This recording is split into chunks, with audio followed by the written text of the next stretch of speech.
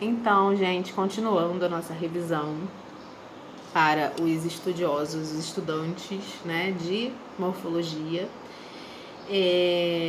vou falar agora sobre os morfemas flexionais, né? No último vídeo eu falei sobre os morfemas classificatórios, que são as vogais temáticas nominal e verbal. Em termos de morfema flexional, eu tenho também dois tipos, que são os nominais, as desinências nominais e as desinências verbais. As desinências nominais são duas: a desinência de gênero e a desinência de número, nessa ordem, tá? Então, quando eu classifico uma palavra, quando eu faço uma análise mórfica de uma palavra, eu sigo essa ordem. Desinência primeiro, a desinência de gênero, depois a desinência de número. A ordem combinatória é essa, tá? O que acontece? Eu tenho, né, a desinência de gênero, que eu posso... Depois eu vou problematizar isso num próximo vídeo, mas por hora eu posso dizer que eu tenho a desinência de gênero masculino e a desinência de gênero feminino. Que vai dizer para mim, né, que a palavra é masculina ou que a palavra é feminina. No caso de palavras, né, que precisam dessa flexão. Então, o caso de menino e menina, eu tenho aí a existência, né, a evidência, a partir do momento que eu troco o O pelo A, eu tenho uma desinência, né, uma flexão de gênero aí.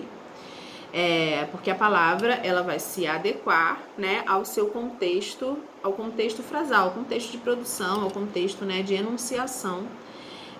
Então, se eu quero dizer que é um ser do sexo feminino, eu falo a menina. Se eu quero dizer que é um ser do sexo masculino, eu falo que é o menino. É óbvio que isso tem muitas problematizações. Hoje em dia existe uma proposta, né, de usar o X no lugar dessa flexão de gênero, por conta, né, das questões ideológicas, né, de questões sociais, né, socioideológicas. Então, existe também a possibilidade de substituição, né, do aparecimento do gênero neutro, né, que existia no latim, mas que no português, né, deixou de, né, quando do latim ao português deixou de existir. E existe também a possibilidade, né, além do X, de usar o E. E isso tem algumas implicações gramaticais e tudo, mas a minha intenção não é falar disso agora. Eu só quero falar que estruturalmente, né, de acordo lá com o Matoso Câmara, nós temos a desinência de gênero e temos a desinência de número, que tem por função, né, dizer se o item é único ou se tem mais de um item. Então, a desinência de número canônica, né, típica, é o S, tá? Já vou falar sobre as outras possibilidades lá na frente, mas por hora, né, eu tenho esses dois morfemas flexionais para os nomes.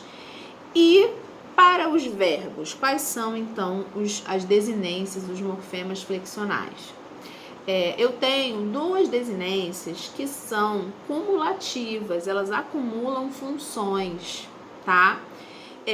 Eu tenho a desinência de tempo e de modo, que a gente abrevia como DMT, né? Desinência modo temporal.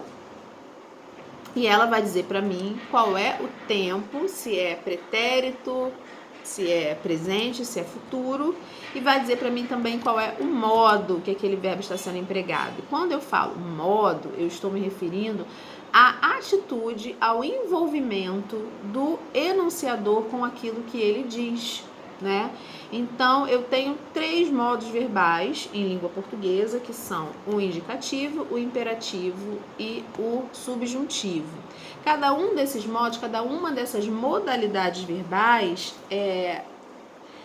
evidencia um tipo de atitude, um tipo de envolvimento, né, do enunciador com aquilo que ele diz. Então, quando eu uso um verbo no indicativo, normalmente, tá, de modo bem geral, bem didático, eu indico certeza. Quando eu uso o subjuntivo, eu indico possibilidade, e quando eu uso o imperativo, eu estou indicando imposição, ordem, pedido, sugestão, solicitação, tá? A gente vai falar também um pouquinho mais disso, quando a gente falar só dos verbos, né? Então, Então eu tenho um morfema que indica essas duas coisas, o modo e o tempo, que é a desinência modo temporal.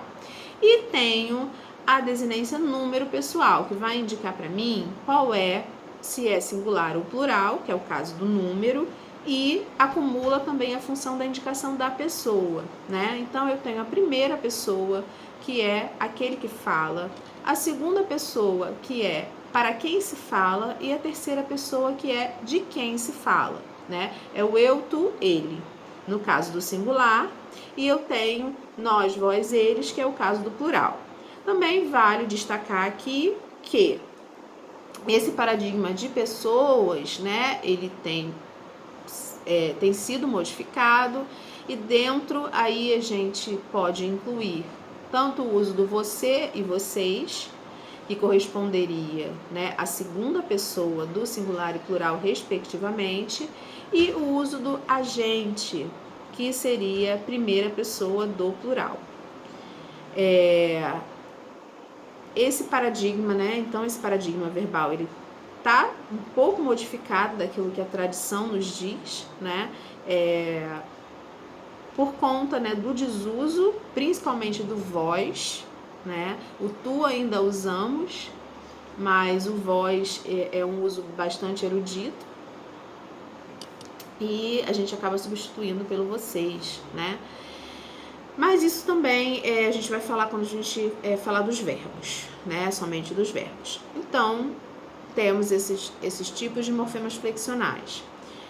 Aqueles que dizem respeito aos nomes são as desinências de gênero e de número, nessa ordem, e as desinências referentes aos verbos são as desinências modo temporais e as desinências número pessoais, também nesta ordem de combinação, tá? Primeiro vem as DMT, depois as DNP, ok?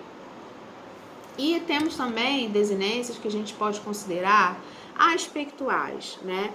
E o que seria o aspecto verbal? São aquelas, seria a característica, né, verbal, que trata da duração da ação, né? Então, as formas nominais do verbo, infinitivo, gerúndio, particípio, as desinências, né, que correspondem a essas formas nominais, também são chamadas de desinências aspectuais, mas falaremos disso depois, ok? Até o próximo vídeo, então.